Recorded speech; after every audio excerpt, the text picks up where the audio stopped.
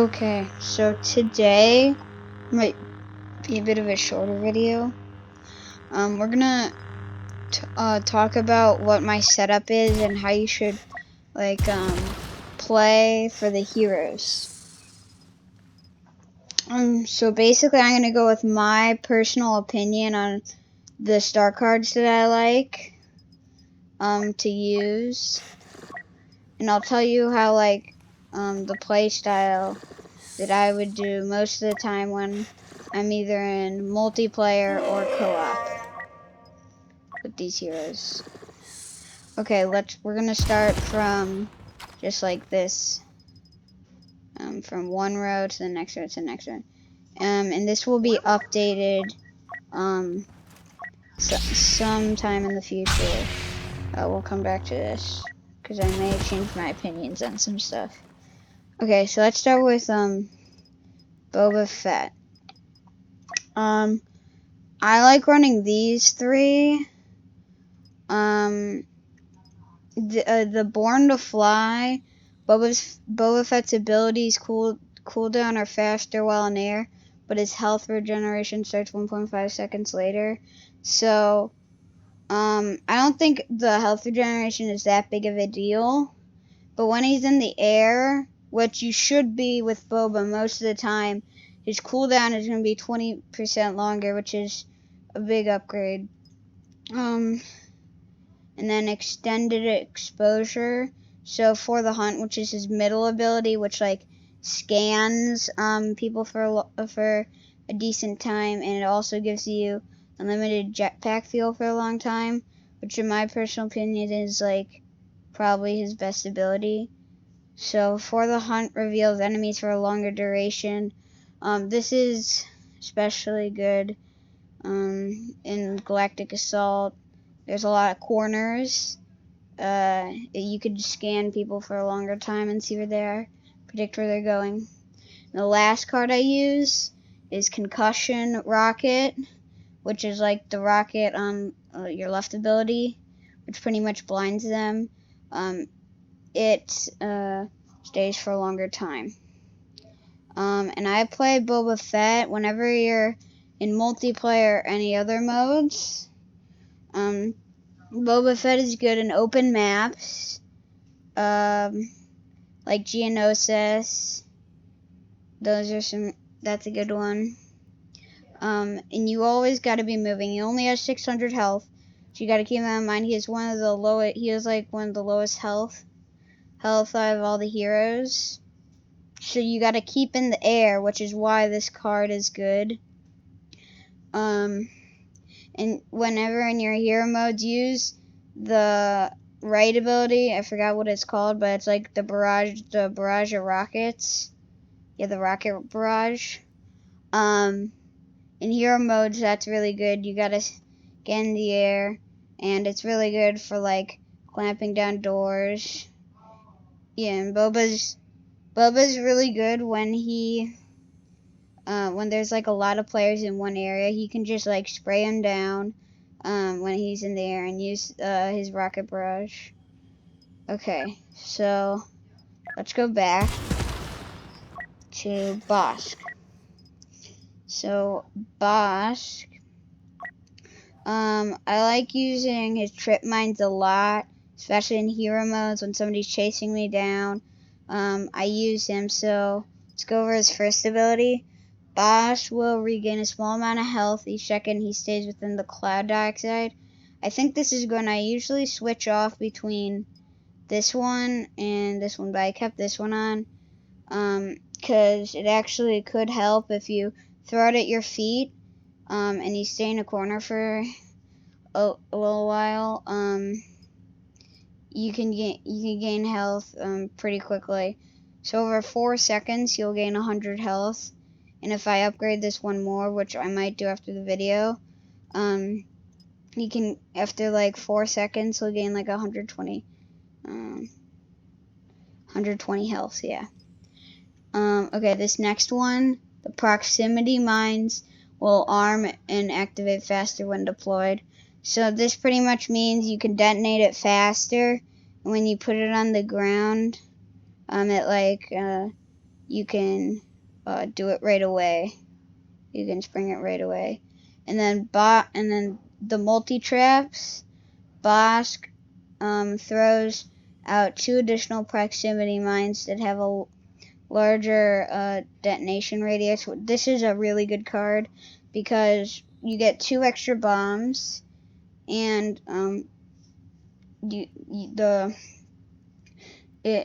if somebody's like farther away, then this will be good. And then last card that is optional, Dioxis Grenade will spew out smoke for a longer duration. Pretty self-explainable. The Dioxis Grenade will just keep on spewing out smoke. Okay. Chewbacca. So Chewbacca, I like using health because personally, the increased maximum health you probably don't need a lot of the times, but I definitely like using it because I'm not that good with Chewbacca, so I like using that. And then Chewbacca's receives even less damage while using Charge Slam. So when Chewbacca's using Charge Slam, he receives less damage. So if you're charging in, you'll take 50% less damage, which is really good. And then the last one, every time Chewbacca deals a threshold of 200 damage combined with any ability, he gains 2% damage reduction to a maximum. This effect resets after Chewbacca is defeated. So basically what this means, if he deals 200 damage with like Fierce Bowcaster, which is a really good ability, or Charge Slam, then he will take less damage reduction until he dies. For every 2%. Okay. I'm gonna go through this a bit quicker. So, Vader has some good abilities. Definitely probably one of the best. I'd always use this. It makes him even his health even bigger, which is really good. He'll have 950 health, and if you use his middle ability, which Focus Rage, you'll be at like over 1,000 health. This one is really good too. I switch it off with he gains his stamina back. So yeah, the lightsaber throw trails 50% further. That's pretty self-explainable. And then Darth Vader can choke for a longer time. This one's good in hero modes a lot. Especially Vader is pretty much the best choice in pretty much every mode. In my personal opinion, he's the best hero. And you should just play him. Use his health to your advantage. He's not that fast. I think he might be the slowest hero. But definitely use his health to his advantage. And his lightsaber throw, those are probably his best ability. Maybe choke's better. Okay, and then Palpatine. I love Palpatine. Palpatine's one of my favorite heroes to use. Emperor Palpatine's lightning attacks have increased range, so pretty much when he uses lightning, when an enemy's farther away, he'll deal more damage. Electrocute will shock more enemies for a longer duration if it hits 3 or more targets. So it's the right ability, I think. So if it hits 3 or more people, they'll stay like in a standing position and they can't really move for any longer. And then you should always be using 2 hands, so use the aim down sights button and the trigger and the shoot button, the trigger at the same time. So this one is always good because you should always be using 2 hands, and it gives you 30% bonus damage. Okay. Han's a good hero too. I like Han.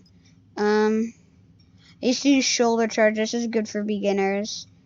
After each headshot kill, this is better for people more accurate. So after every headshot kill, his cooldown duration is 2.5 seconds longer. So he has like a yellow bar for like 2.5 seconds, so you could just spam for that duration. And then I usually switch off between this one maybe, but not that much, because if you throw it in the air, it'll do 20% much damage before it hits the ground. And then an improved, whatever that word is, allows Han Steel 44 to build less heat when firing. This one is really good because it just, it doesn't build up as much heat, so you can fire it for a little longer. Iden I've leveled up the most. I use her in co-op a lot. It's alternate fire, can fire more frequently. This one's a definite you should use. Stun Droid and Droid Shield have increased recharge time, so 2 of your abilities recharge faster. And Iron's TL50 builds less heat, so you can also fire it for longer. Okay. Kylo is a really good one. He has a lot of good cards. Pull has an increase here. I didn't unlock this one, but I was considering it. I'm gonna unlock it later. Freeze. I used this one earlier when I used Kylo when I was like level 10 because it was just a reliable card. And then this one is the one I recommend, but you don't exactly have to use it. So pretty much his middle ability, you can use it when somebody's farther away. This one's pretty self-explainable. He gets when he does his pull, he does 50 extra bonus damage. And his lightsaber drains less stamina. I put Kylo in a fast pace. That's how I always play him. And use his abilities to your advantage. Lando. Lando. This one you should always be using. Most of the blaster heroes don't have that much health, so if you boost his health up to 800, it's a big advantage. Sharpshooter is one of the best abilities in the game. So I used Sharpshooter for 2 of my abilities, 2 of my star cards. So if Sharp Shot hits 3 more targets, the recharge time for the next one is reduced. So if he hits 3 or more targets, next time he can shoot it faster. Sharp Shot can target enemies a longer distance. This is a really good card too, because when he's farther away, he can still hit his enemies with that. Okay, so we have Leia. I like using Leia too. She's increased max health generation. For like more experienced players, this one isn't really the best card. Yeah, for more experienced players, there's better cards that you could use. This one is a good one when you're playing way more team-based game modes. So if she's in 15 meters with 2 of her with 2 other teammates, then the damage reduction for her and her teammates are reduced by 10%. So they take 10% less damage. This one and the thermal detonator cooldown time is better. You could just keep on chucking thermal detonators at people faster. It's pretty good. And then I haven't unlocked this one, but it's also pretty good. This one might be one of her best. So the E11 rapid fire can be for a longer period time as the time reduction per blaster has decreased. So her fire rate, her firing time is even higher. So she can like really melt a hero incredibly fast. Luke, I personally don't use Luke, and there's a reason why. My friend uses Luke, and whenever we play against each other, he always plays so annoying. I'm sorry if my friend's watching this, but he uses Luke. He mains Luke, and I see him always playing really annoying. So I don't want to be one of those guys where everybody complains about, but that's pretty much. But I'll definitely use Luke. Then you'll see my Luke probably at least level 25 the next time we come back to this. I don't really have anything to say about Luke. Okay. Do I have Maul? Yes, I do have Maul. I do have Maul upgraded star cards. Okay, so this one, his Furious Throw travels further, so his lightsaber travels further, just like Vader's. Pretty much that's what it means. And then I see people always use this card. So his recharge rate is increased, which can be good. But for more experienced players, you don't really need this card. But if you just want to use your abilities faster, it's way better. This one can be good if you're running away and a hero's chasing you, and you use your pole, and you'll just yeet them. You'll absolutely throw them as hard as you can. It's really good when you're in a tough situation and a hero's chasing you. If you use this ability on, it will be better. And play when you're using Maul, especially for your beginners. Just play fast. You really gotta never stand still. You should probably almost always be moving around and playing offensive more or less than defensive. Okay, Ray. I don't think I have Ray that many star cards. Yeah. When she's using her resilient dash, she takes 30% less damage, and when she with the dash strike for each target, Ray will do more damage with dash strike for each target that's hit. So when she hits target with her with that ability, it will do more damage per hit, which is good too. I usually use Ray in hero modes only, so that's why I don't have her leveled up that much, because I don't do it for multiplayer. Yoda, I don't have any cards because I only play Yoda for a brief time. But the cards that I would play now are probably Yoda, especially in hero mode. This one you don't really need to use in any other modes, but it could be reliable. But it's probably a waste of card in the multiplayer and co-op. But in hero modes, he does bonus damage with the lightsaber swing.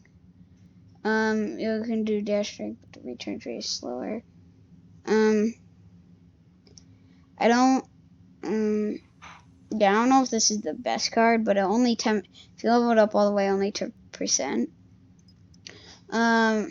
This one may be a good one too, because if you have his healing ability for longer, it'll still be really good. Okay. So we're not gonna talk about BB-90 and BB-8. But I'll talk about them for like a little, not too long. Finn. So Finn I use for a bit, but I'm gonna next time we come back he'll be at least level 25. I'll tell you that. Okay. So the radius of big deal is increased if 2 allies are affected. So if 2 people are like near Finn and use this ability, the radius is increased. After 3 kills with Deadeye, damage increase. Finn's aimbot may be the best ability in the game. Maybe, just maybe. His Deadeye is increased, so it does 10 more damage per hit. When scoring a headshot with Big Deal is active while it expands duration. So when you have his healing ability out and you hit a headshot, it'll extend its duration. This one's good. So if you just hit him like a hero like 5 times in the head, it's 15 times 5 of quick mass. That's 75. So the Big Deal will be active for 75% longer. Okay. and I hear a lot of people saying this, use Finn in clutch situations. Which is, I guess he's really good. I haven't really seen that much gameplay on it, but I guess he's really good. So Phasma I don't use a lot. Her useless ability, which is her staff strike, which I don't think is that good, but I mean, if you're in close proximity, which your gun is really good in close proximity, it doesn't make sense why you have this ability, but whatever. The last strike of the staff strike deals increased damage, so when she swings her little staff, when you press the ability, it like swings like multiple times, so when she does it the last time, it increases more. Okay. Phasma's really good in like those Death Star, where it's a little bit of close quarters more map. She's really good in that. Grievous, I don't have leveled up that much, but maybe I can give you some coverage.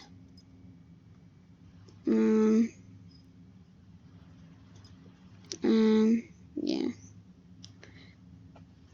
With the Claw Rush, after one enemy has been hit, Grievous deals more damage with the Claw Rush. So this one can be good, I guess. I don't really use Grievous a lot, but I know he is a really good hero. Okay. Uses Claw Rush. Claw Rush is a really good ability too. It's one of the best. Can Obi-Wan uses first 3 abilities, but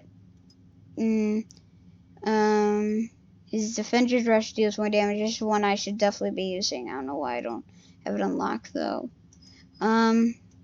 This one is good for beginners, increased health regeneration. But for more of the veteran players, that one isn't really the one you need to use the most. Increased reach. So this one is push. So pretty much he can push farther.